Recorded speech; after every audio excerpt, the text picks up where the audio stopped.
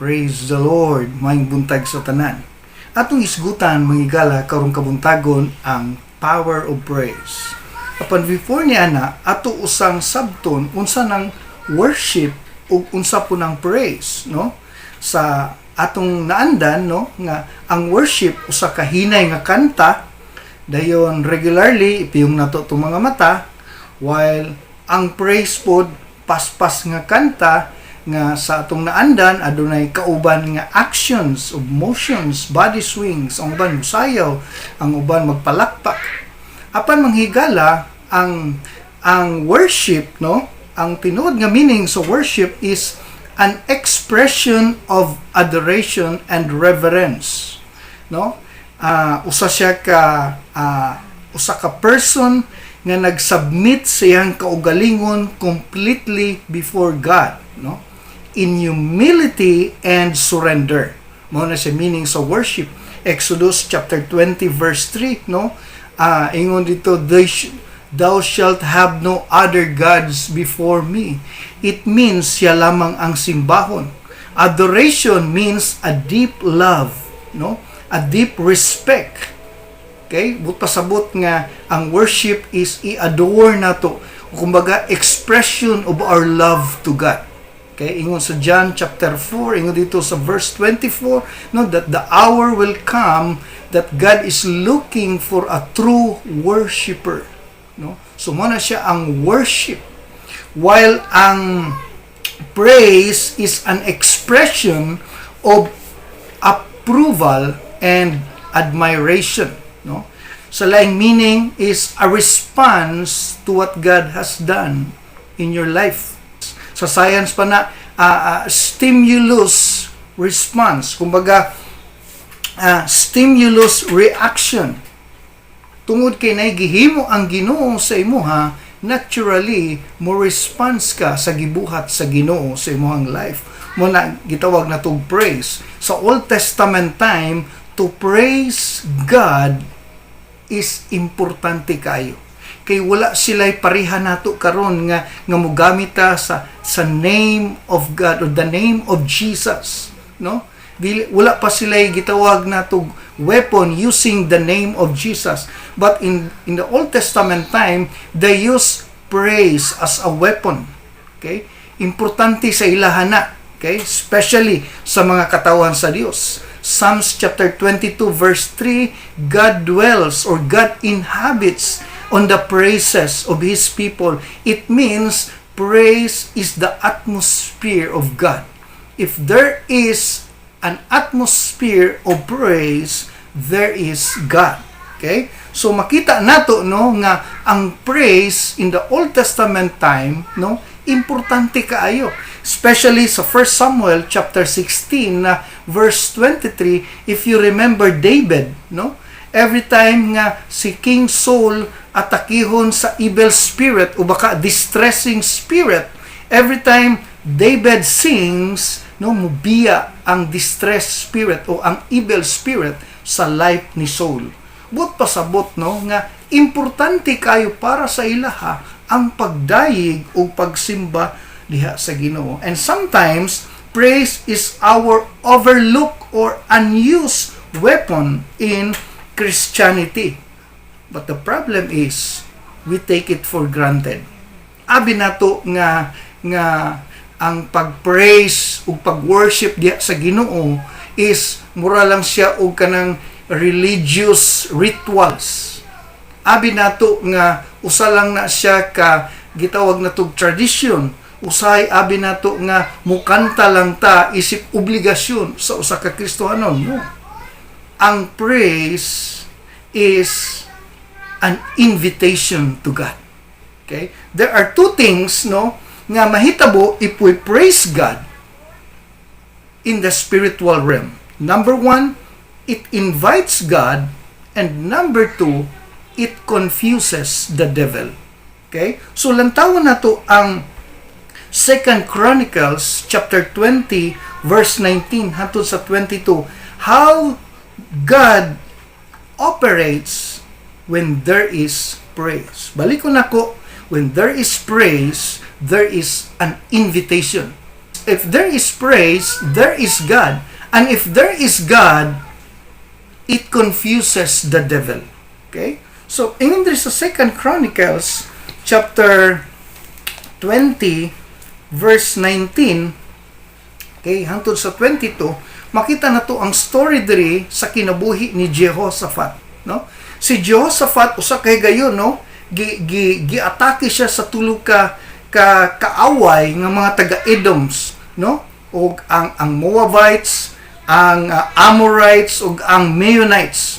So nagkahiusa sila, no? Nag-alay sila nga nagkahiusa sila nga atakihon ang mga katauhan sa Dios by the leadership of Jehoshaphat. Ug naglibog sila sa kadaghan nga murag mga amigas ang ilang mga kaaway, and gamay lang sila. Ug matud pa ni Jehoshaphat, no? Ingon diri sa verse 3 sa 2 Chronicles chapter 20, no? Jehoshaphat inquire of the Lord. Nangay siya konsulta sa Ginoo. Ginoo, unsa man among buhaton? Okay? Gitubag siya sa Ginoo dito sa verse 15, ayaw kahadlok Jehoshaphat kay kani nga pakig-away ako ni dili ni imo, no? The battle belongs to the Lord. So atong makita nga gi-comfort sa Ginoo si Jehoshaphat, og ingon dito sa verse 19, they stood up and praised the Lord with a very loud voice. Ang ilang gibuhat pag-abot sa kaaway, nanindog silang tanan, nagplastar silang posisyon, no? O nagdayeg sila sa kusog nga tingog diha sa Ginoo. So atong makita manghigala nga naigibuhat nga something unusual si Jehoshaphat, no? Using the power of praise. Okay? Ingon dito sa verse 21, no? Nga ang gibuhat ni Jehoshaphat, no? He appointed men to sing praises. Nagpili siya song leader, nagpili siya mga backup singers, and they sing the song, "Oh, give thanks to the Lord, for He is good." No, mao na ilang giawit, "Oh, give thanks to the Lord, for He is good." And they shout praises to God. They shout to the Lord, "Hallelujah," with a loud voice. Ug atong makita manghigala nga as they sing song to the Lord, no? Ingon dito sa verse 22, as they began to sing and praise, no? As they began to sing and praise, the enemy are confused. Naglibog sila kinsa ang ilang kaaway. So, ang nahitabo, nagunay ang mga Ammonites ug ang mga gitawag na tug Moabites because they praise the Lord. So, atong makita manghigala, no? Nga niini nga sitwasyon, wala kabalo si Jehoshaphat unsay buhaton sa Ginoo. Ang instruction sa Ginoo, tindog lang mo diha. Ug akong ipakita sa inyo unsay akong buhaton. So, wa pa kabalo si Jehoshaphat kung kinsay mo daog. Wa kabalo si Jehoshaphat unsay mahitabo during sa war. Ang iyan na lang gibuhat, iyan na lang gi-claim daan ang kadaugan. So, ang iyang gibuhat manghigala is so wa pa nahitabo ang kadaugan, wa pa nahuman ang dula, wa pa nahuman ang pakig-away, no? Kung baga, wa pa nasulbad ang problema, wa pa sila kabalo asa sila mangitag solusyon, pero by faith iyan ang gi-claim daan ang pwedeng buhaton sa Dios. Bisan pag wa pa kakabalo kung unsay resulta sa imong problema, wa kakabalo og kung naabay kaayuhan ang imong sitwasyon o wala, naabay milagro o wala, naabay tabang o wala, pero gi-claim na daan ni Jehoshaphat by singing praises unto the Lord. So atong makita, no, that when we praise God, it invite the presence of God and it confuses the devil. Kumbaga, maglibog ang yawa. So unsa may mahitabo, no? Kumbaga, mabungog ang yawa kung ang tao mudayeg sa Dios. In fact, sa Judges chapter 7, kabaluta sa story, no, nga daghan ra kaayo sila, ingon ang Ginoo, kuhae ang nahitabo, nahimo na lang silang 300. Batok sa ilang mga kaaway nga mga Midianites. Ug atong makita, no, nga usa ka kadaghan pila ka libo ang ilang kaaway, batok sa 300. So ang instruction sa Ginoo the same, no? Ang 300 men, instead espada ilang dadon, ilang gidala trumpeta. Ug nasayod ta as they blow the trumpet. sa dihang gipatingog nila ang trumpeta, ang ilang mga kaaway, no, na confuse. Kumbaga, nag-unay hinuon sila pinatyanay. The same with Jehoshaphat, no? Imbis sila ang kalabanon, nag-unay ang ilang kaaway. Maupod ang nahitabo diri kang Gideon sa Judges chapter 7. Sa diyang gipatingog ang trumpeta, nag-unay pud ang ilang mga kaaway. It shows that there is power in praise. Kung atong sabton ang book of Joshua chapter 6, sa time ni Joshua nga ang wall of Jericho baga kaayo, apan atong makita nga ang instruction sa Ginoo, mulibot mo 7 days diha sa wall nga bisan unsa pa nakabaga.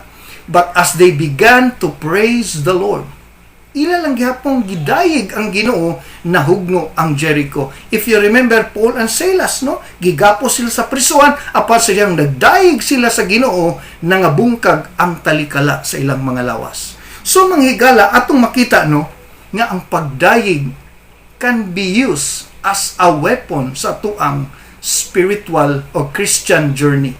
Dili nato na pwede ibaliwala. Kay kung dili ta mudayeg diha sa Ginoo, ang yawa muhatag kanatog kalibog. Dapat kitay muhatag og kalibog sa yawa, dili ang yawa muhatag kanatog kalibog. So niadto ta sa church dili para sa offering. Niadto ta sa church dili kay para lang sa obligasyon. Niadto ta sa church kay para ta makadayeg sa Ginoo. Paano sa nahitabo karon? Ang atong city government karon starting next week, no, gibawalan na ta nga mudayeg ug mosimba sa Ginoo, no. Adunay instruction sa City of Davao nga ang tanang simbahan dili pwedeng mukanta. So atong makita mangigalang nga ang yawa nangitag paagi nga ang mga Kristohanon puggan niya sa pagdayeg sa Ginoo.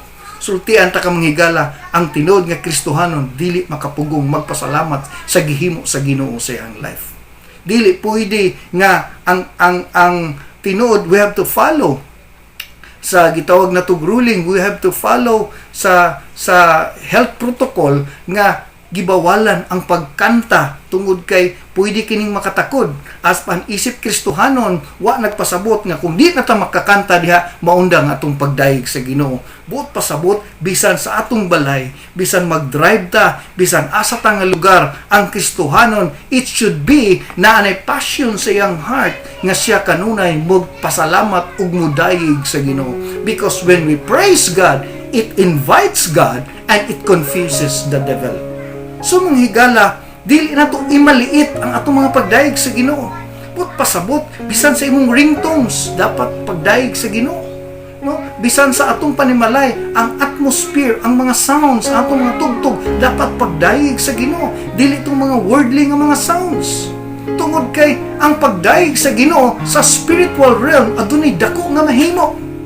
So manghigala, karong orasa, gusto nako ipaabot sa matag usa nga dili panahon karon nga mahadlok ta, dili panahon karon nga muratag kanang mag-uulta, panahon karon nga magpasalamat ta ug di ta muundang sa pagdayeg sa Ginoo.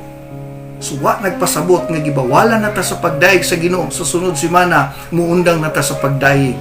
Muna importante kayo nga makikita nga naatay panimbahon, dili pwede mawala tong panimbahon tungod kay nagkahiusa ta sa pagdayeg diha sa Ginoo. Usay mo simba ta murag ordinaryo sa tuwa, murag baliwala, no, nga malate pa ta, wali na lang atong mapaminawan, no, musimba ta, magpaulahi pa ta, gibaliwala na to ang pagdayeg. Usay mo palakpak ta, way kinabuhi. Usay musimba ta atong hunahuna na sa gawas. Kumbaga we underestimate, no, nga murag ang pagdayeg murag way nahimo sa tuwa. Sultian ta ka, nay daghang nahitabo sa wala nimo nakita kung ikaw mudayeg diha sa Ginoo. Kay kung dili ka mudayeg diha sa Ginoo manghigala, makabaton og tsansa ang yawa nga mohatag kalibog sa imong una-una. Mao na manghigala nga ang pagdayeg usa na sa ka-atmosphere nga diin diha ang Ginoo nagalihok, because God dwells on the praises of His people. Ug kana lang manghigala, I hope God nga ang simple nga pagtuon karong orasa nakatabang sa tuwa nga importante kaayo nga magdaig sa Ginoo. Daghang salamat ug maayong buntag sa tanan. God bless you.